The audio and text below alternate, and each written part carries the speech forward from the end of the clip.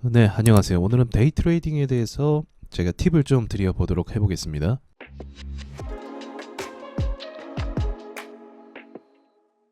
자, 먼저 많은 사람들이 요즘에 데이 트레이딩을 하기 시작을 했거든요. 여기에 대한 문제점을 좀 말씀을 먼저 드려볼게요. 그 문제를 알아야 그 문제를 피할 수 있는 방법을 노력하는 거고, 그 문제를 피하게 되면 이제 답을 찾을 수 있게 되는 거겠죠. 자, 첫 번째로 수급을 분석하는 개인 투자자가 굉장히 많아졌습니다. 그 말은 무슨 말이냐면 지금 거래가 발생하면서 수급이 들어오잖아요. 그러면 그전에는 제가 봤을 때 한 2년 전만 해도 이렇게 실시간으로 수급을 분석하는 사람들이 많이 없었어요. 그런데 이제는 유튜브나 이런 컨텐츠들이 활성화가 되다 보니까 수급을 실시간으로 볼 수 있는 노하우를 서로 공유를 하더라고요. 그래서 많은 사람들이 이제 수급을 볼 수 있게 된 거죠. 그래서 거래량이 치고 들어올 때 이제 수급창에 뭐 뜨게 되고, 그리고 이제 뭐 자리가 좋다 하면 이제 매수를 하는 거죠. 근데 모든 사람들이 비슷하게 매수 패턴을 가져가게 되는 거고, 뭐 예를 들면 돌파겠죠. 돌파할 때 매수, 뭐 이런 식으로 하다 보니까 수급을 줬다가 밀어버리는 경우가 많이 생기게 됐습니다. 그래서 이제는 단순하게 수급만을 보면서 매수 매도하는 시대는 지나버렸다. 과거에는요, 어떤 정도였냐면 뭐 시초에 9시 30분에 뭐 거래 대금이 500억이 들어왔다 또는 200억이 들어왔다. 그럼 이 대상의 종목을 가지고 단타를 했어요. 오전부터 수급을 준 종목이 호재가 있는 거고, 그 뒤로 수급이 이어서 가는 경우가 굉장히 많았거든요. 근데 이제는 이런 상식과 개념이 전혀 먹히지 않는다는 거죠. 자, 두 번째는요, 유튜브를 통해서 이 단타를 할 수 있는 개미들이 굉장히 많아졌습니다. 그러니까 수급만 볼 줄 아는 것뿐만이 아니라 이제는 매수 타점까지도 비슷한 거예요. 결국은 매수를 하잖아요. 그래서 제가 매수 위치를 제가 잘 얘기 안 하는 게 이런 거예요. 자, 보세요. 아주 기본적인 개념. 수급 들어오고 또 수급 들어오고, 그리고 이렇게 파동 줬다가 이제 눌릴 때 지지선에서, 돌파 지지 구간에서 이렇게 상승하는 이런 개념을 보통 많이 안단 말이에요. 근데 핑거 스토리는 지금 이 상황이 맞닥뜨린 게 맞지만, 지금 보시는 바른손 ENA 같은 경우는 이게 뭐 규칙이 없죠.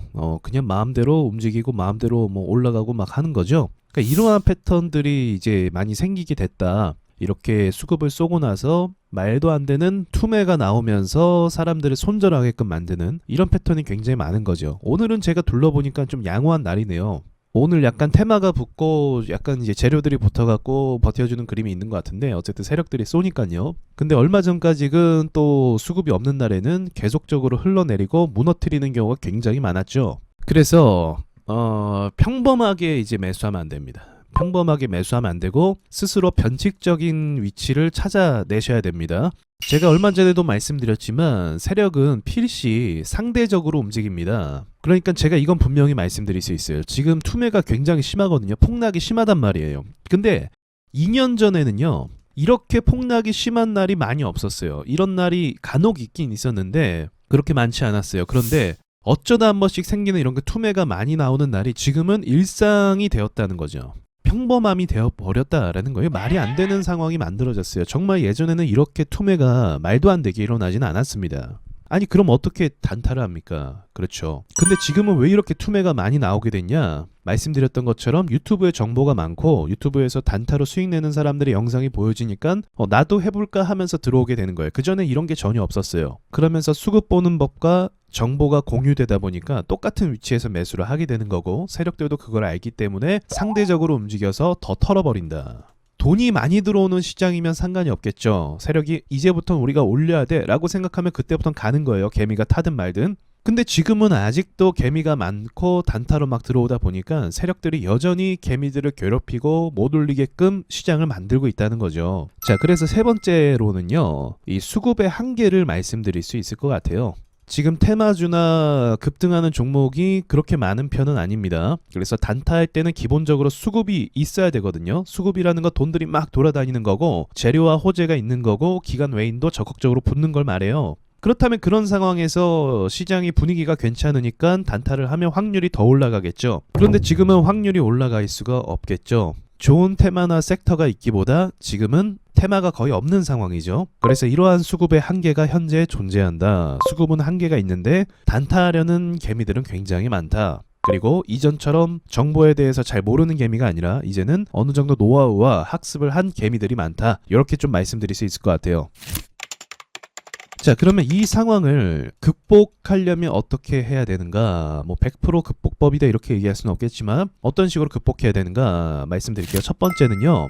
일봉 패턴을 볼 줄 알아야 됩니다. 데이 트레이딩과 일봉과 관계가 있어요. 무슨 말이냐면 일봉상으로 세력이 보내고 싶어하는 자리는 어디겠습니까? 기껏 다 해먹고 떨어질 때 세력들이 다시 올리길 좋아할까요? 아니죠. 보합권을 보내다가 박스로 상승하는 이런 위치를 좋아합니다. 그래야 신고가를 갈 수 있고 세력들이 본격적으로 상승을 시킬 수 있거든요. 그래서 일봉을 보시고 이러한 위치에 존재한 종목을 단타하시는 게 확률적으로 높습니다. 자, 그리고 제가 두 번째는 수급이 없다고 했는데 이 수급이 아주 없는 것도 아니잖아요. 그래서 수급이 있는 시간대가 있어요. 이걸 더 적극적으로 이용하셔야 돼요. 지금은 9시부터 딱 10시까지가 정말 피크 타임이고 이 이후로 지나게 되면 수급이 사라지는 걸 볼 수가 있습니다. 자, 보세요. 여기가 10시입니다. 10시. 그럼 10시까지만 수급이 어떻게 유지가 되는지를 한번 살펴보죠. 자, 영진약품 역시도 10시까지만 거래가 활발하고 그 뒤로는 잠잠해졌죠. 그리고 버키 스튜디오도 10시 전까지 수급을 쭉 밀어 올렸다가 그 뒤로는 뭐 상한가 도달하기도 했고